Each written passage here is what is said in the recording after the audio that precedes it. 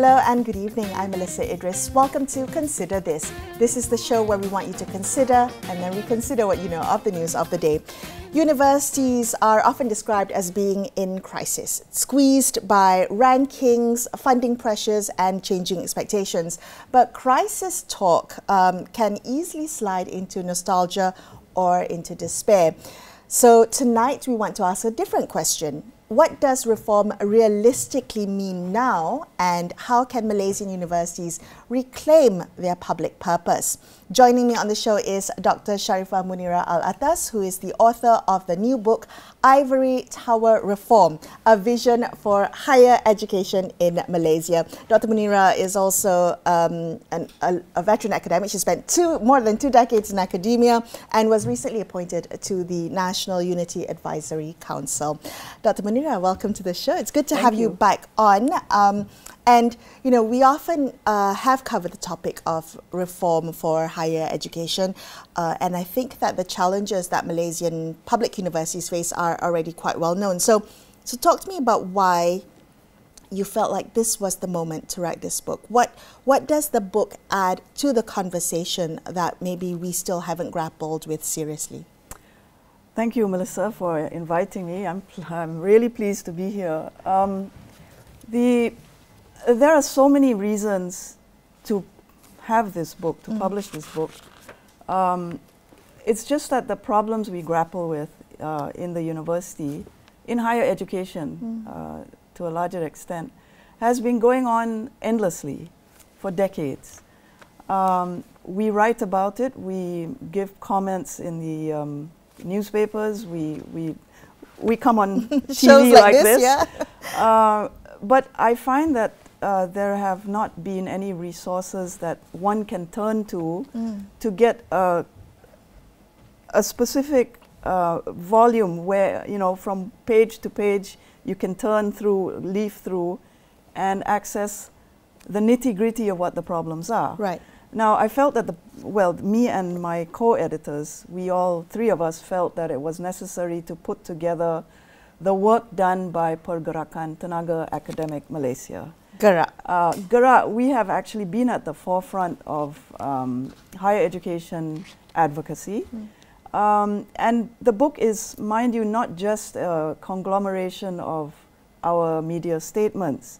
It has a lot of added commentary, a lot of citations, footnotes which enhance the discussion. So we've brought it up to date in terms of what the ensuing problems are, but also to add on suggestions of how to solve them. Okay. And maybe given a more context to the problems rather than just focusing on politics. Right. I mean, there is national politics that's affecting education, but there's also global politics.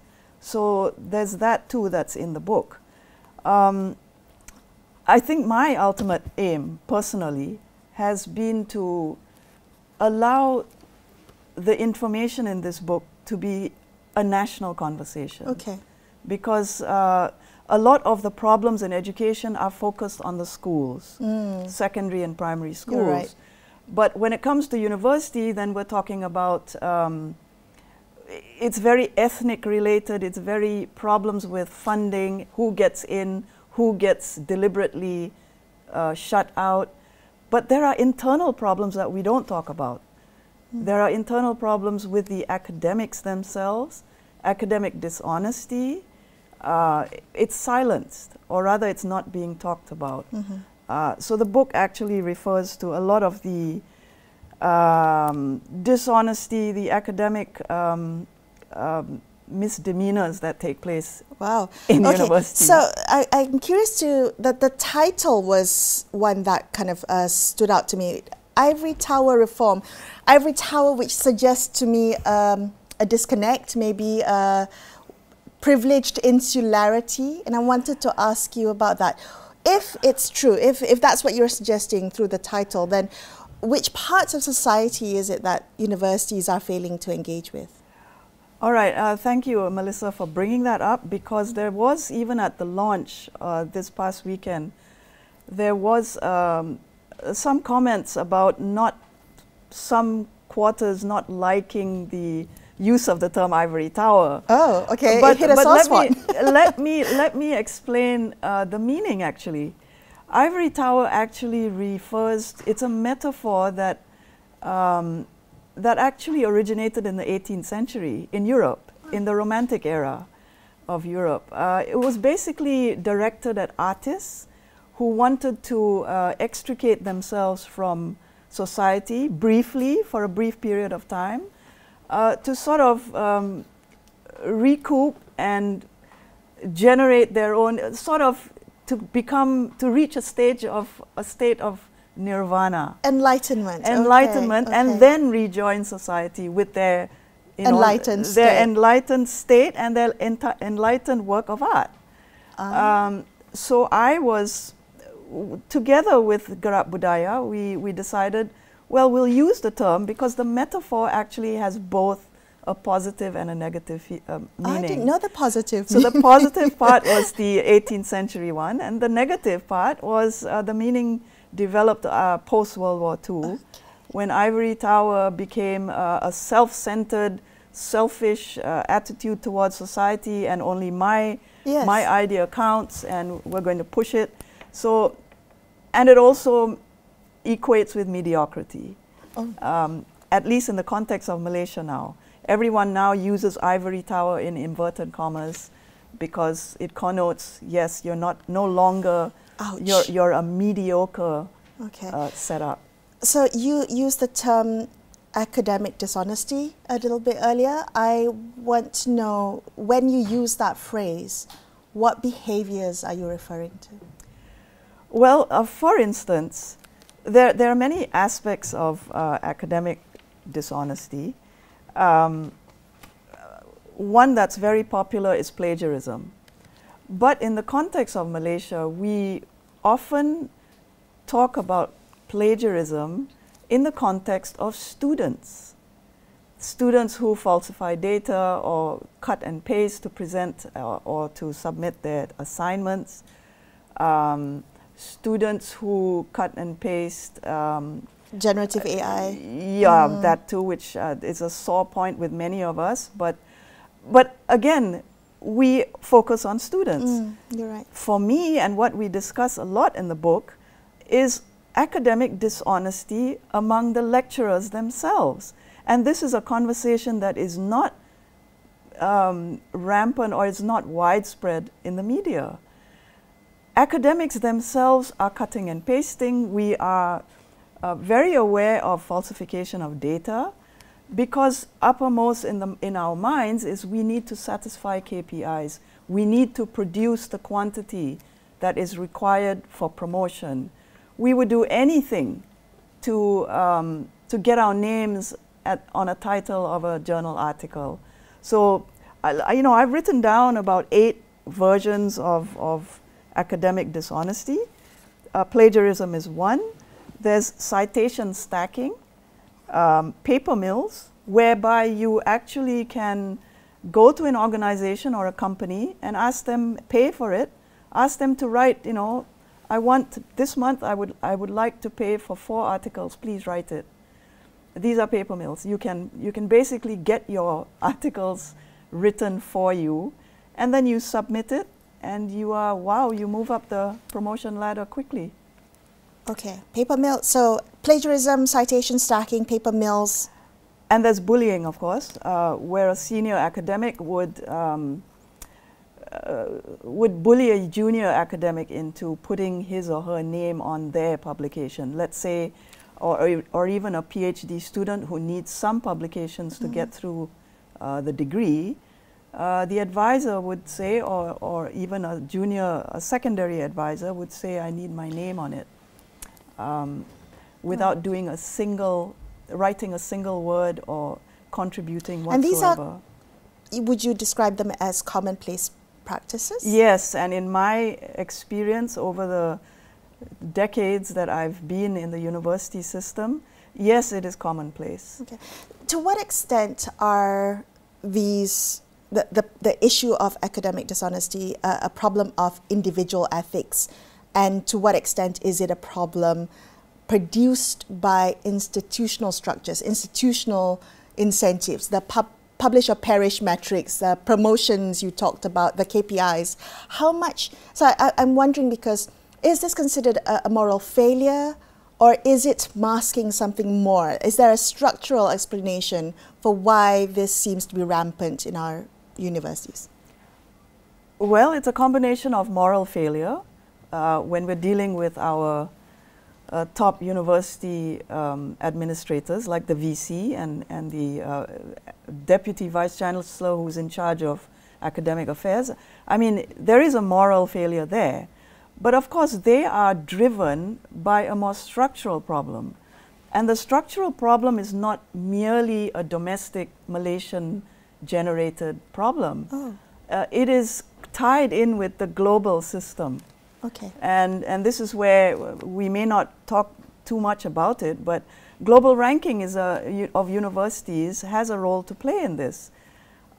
Universities move up the ranking ladder depending on how the research output, how often or how many articles that university has produced in Q1 journals, for instance, okay, or how much research money is coming into a specific area or theme of research, a specific discipline.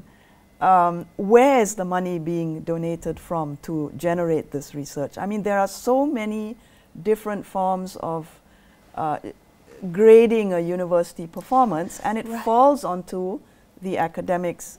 You know, they are pushed to publish, pushed to do research. It's incorporated into their KPIs. Yes. And that leads to some academic dishonest behavior. Not some, I mean rampant, because I mean it's become a very arrogant way to, it's become an issue to boast about. At meetings you will find academics saying, oh yes, I have now 30, I'm supervising 30 PhD students. I mean, this is unheard of 30 years ago, when a full professor who retires at the age of 70, I'm speaking about the US or in the UK, my experiences in the US, by the time they retire at 70 years old, they may have supervised 8 PhD students, and to them, or 10 at most. There's no such thing as 30, but you see nowadays, KPIs also reflect, PhD supervision is a reflection on, it counts towards the KPI. So the more you supervise, the better you are an academic. The more you publish, the better you are. Quality, they think. Mm. So you can churn out half-baked articles.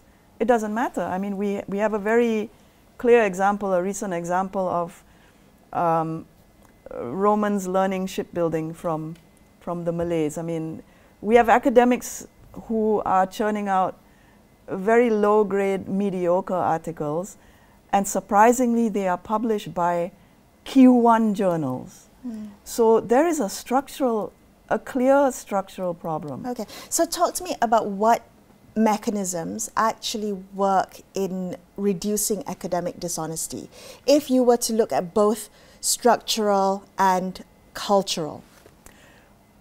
For one, and I'm happy the book is finally out, because we do talk extensively about being heard, mm-hmm.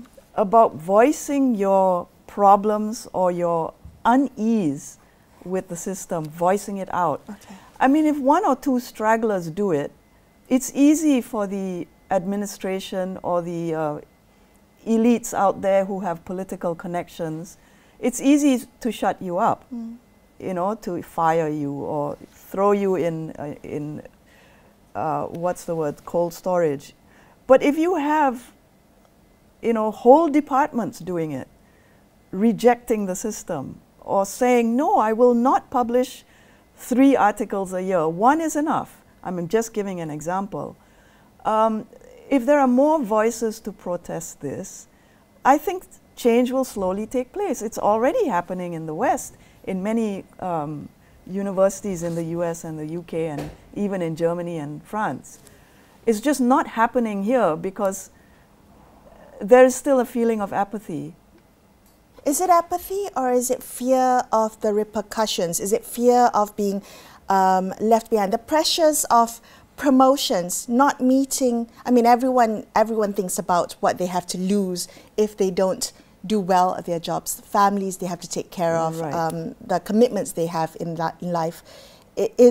Does reform depend on individual bravery alone? Because I fear that's not scalable. It has to be that we think about how we change institutions. If we put it on individuals, the onus then shifts to it being, acts of personal sacrifice over wanting us or calling out for a system to change.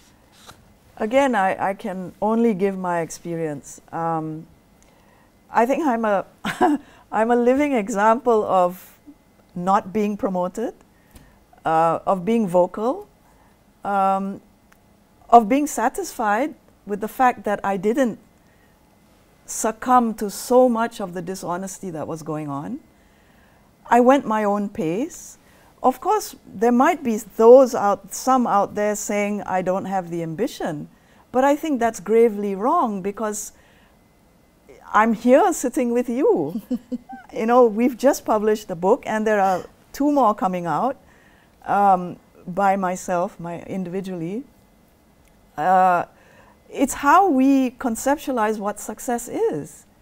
And to me, success as an academic has been understanding the problems and now speaking about it and bringing up awareness that we need more voices to change it eventually. Okay. Of course, there are some difficulties with changing because we have a political structure that's difficult to overcome.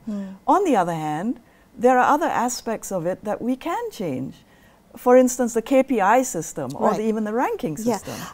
Global rankings, that I know this is a huge topic, but talk to me why there is this obsession over global rankings. Who is most obsessed with global rankings? Who does it serve? And clearly it trickles down to KPIs of the faculty, of the academics themselves. They're the ones carrying this burden. But for whom? For whom does it benefit? Okay, the obsession is us, universities who want the recognition, the public and the parents of young graduates from high school who want to get into university, they are obsessed with it. But the blame, the 100% blame, goes to these few companies that are sitting pretty in Europe and the United States, who have devised this method, this gaming system of ranking universities because it's a money-making business. So they have made it clear that to be ranked, you've got to go through this process, pay this amount of money. Universities do pay to get ranked. And it is a year in and year out annual, I would say, it's a gaming system.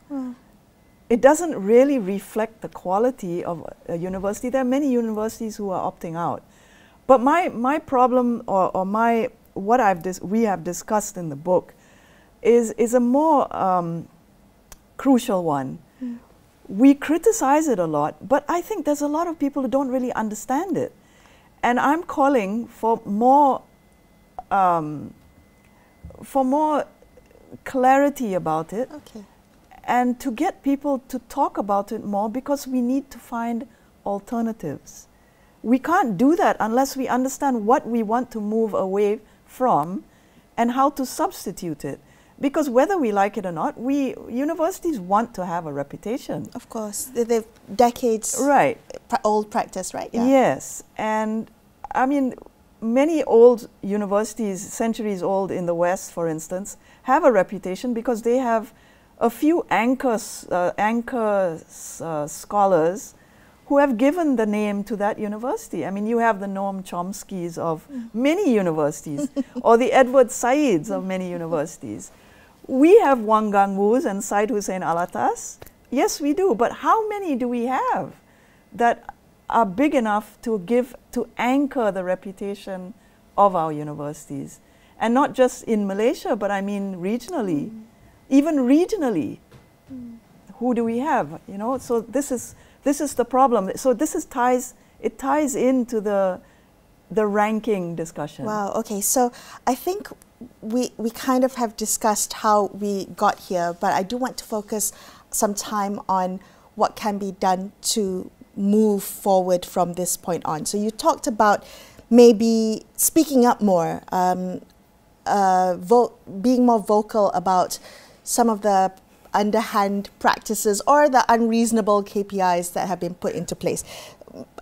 What else would you advocate for in terms of reform that would make a difference, particularly for the people who are still in the university setting? I do worry sometimes that there's so much emphasis on the challenges and the decline of our public universities that it risks demoralizing the people who are still there, who can make a difference, who can change. So how do we critique the system honestly without undermining those who can make a difference, who may want to make a difference? Okay, that's an excellent question and a very important one, because there's no point to always criticize and not and just be a wet blanket. That's wrong.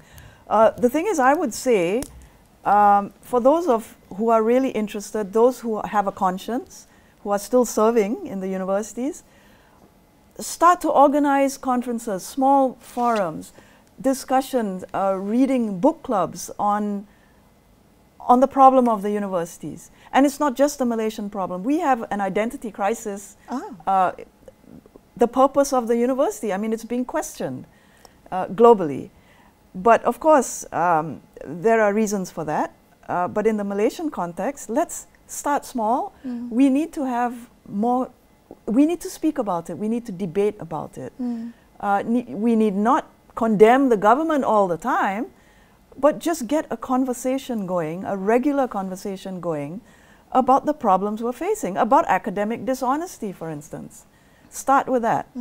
About clocking in, for instance. Why are we so against clocking in? There's a deeper reason for that, because it ties in to the meaning of the university and the role of the university in society. Right.